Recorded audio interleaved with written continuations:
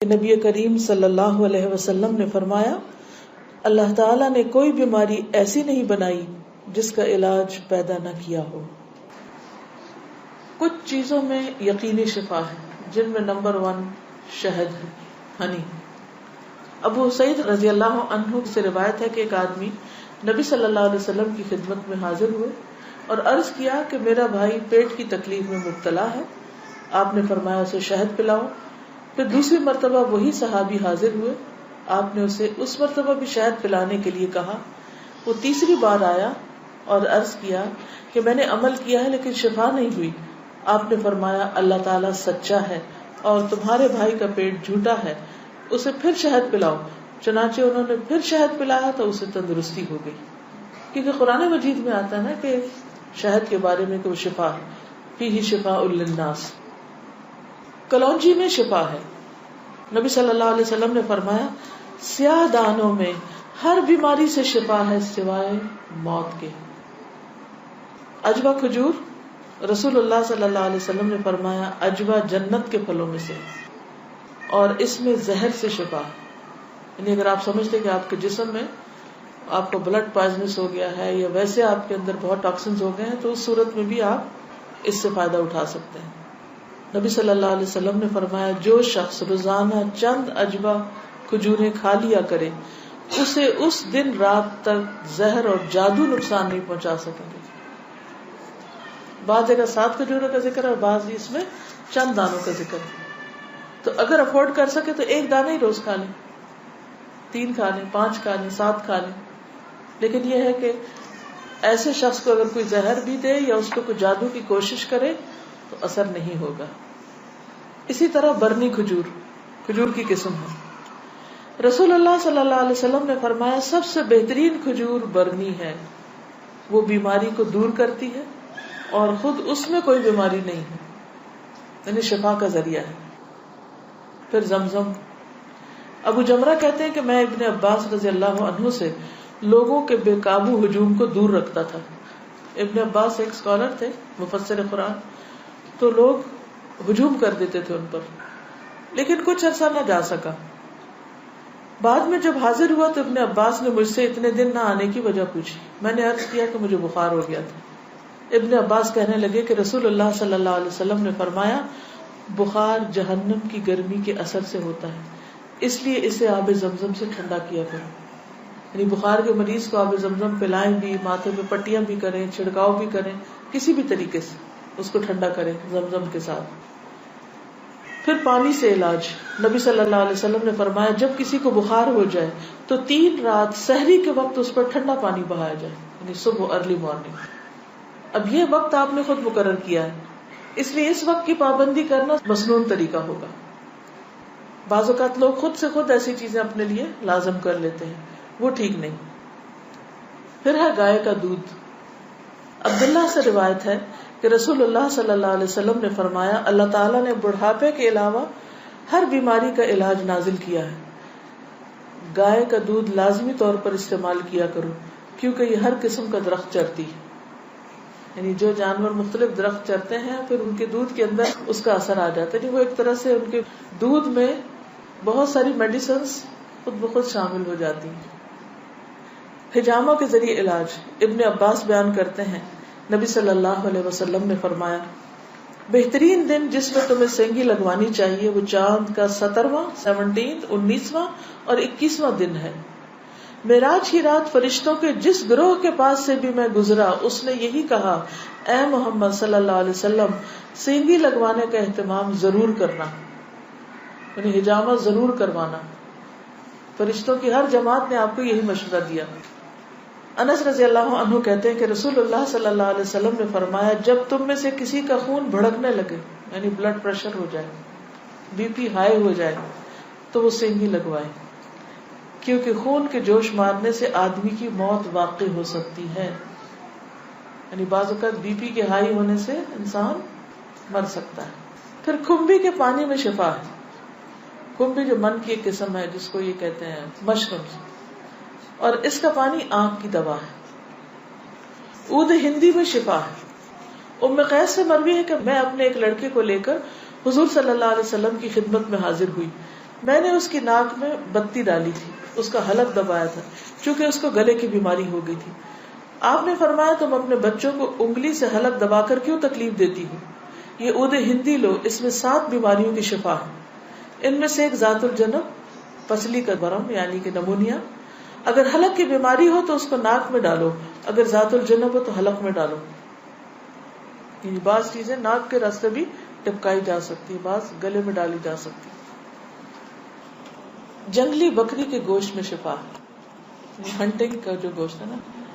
انس بن مالک سے روایت ہے کہ رسول اللہ صلی اللہ علیہ وسلم نے فرمایا ارق النساء سے شفا حاصل کرنے کے لیے جنگلی بکری کے ران کے اوپر والے کمر سے متصل حصے کو پگھلایا جائے، پھر اسے 3 حصوں میں تقسیم کیا جائے اور مریض نہار منہ 3 دن یعنی ہر روز ایک حصہ پیے.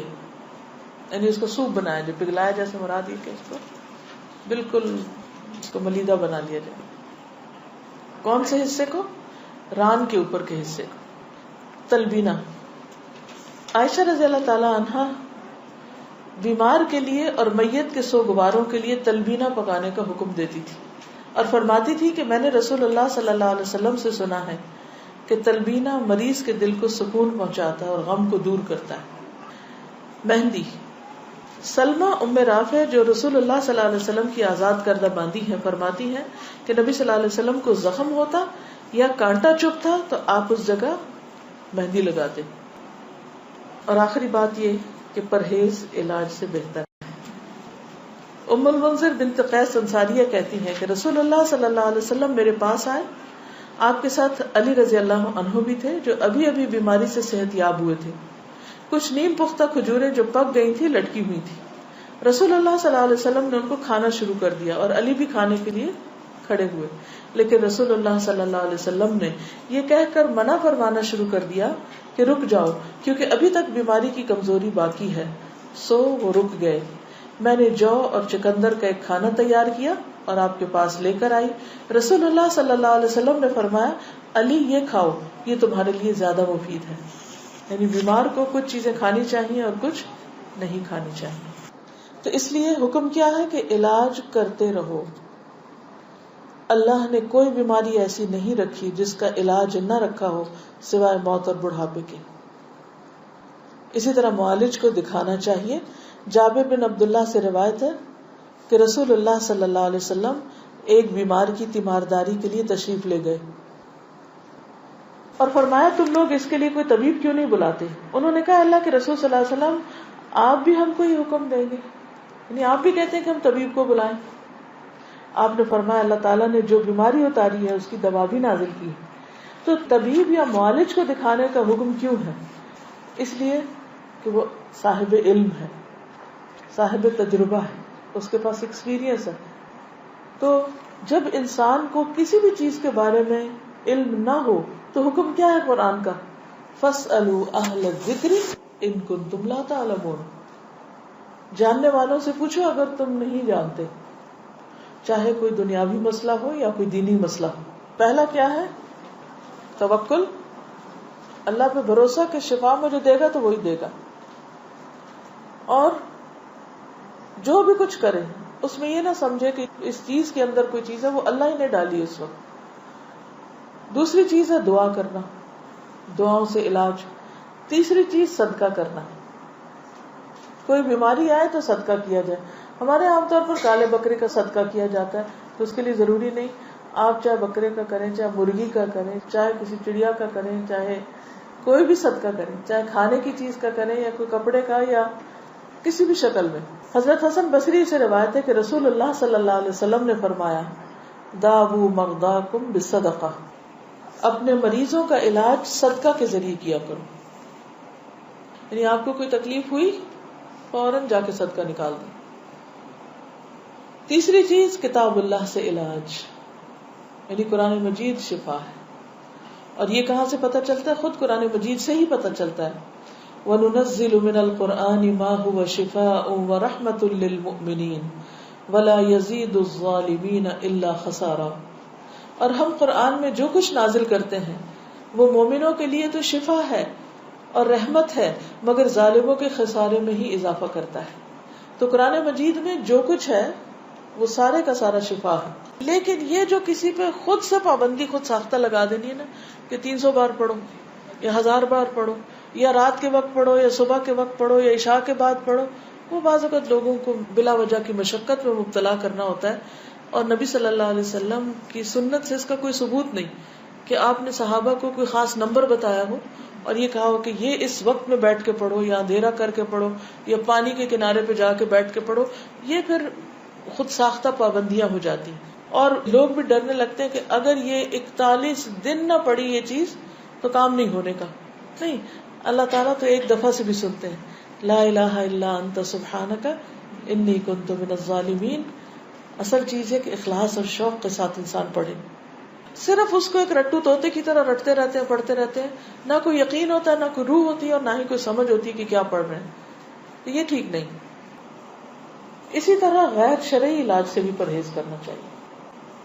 قیس بن سکن اسدی کہتے ہیں کہ عبداللہ بن مسعود نے اپنی بیوی کو دیکھا کہ اس نے خسرے کی بیماری کی وجہ سے تعویذ پہنا ہوا تھا.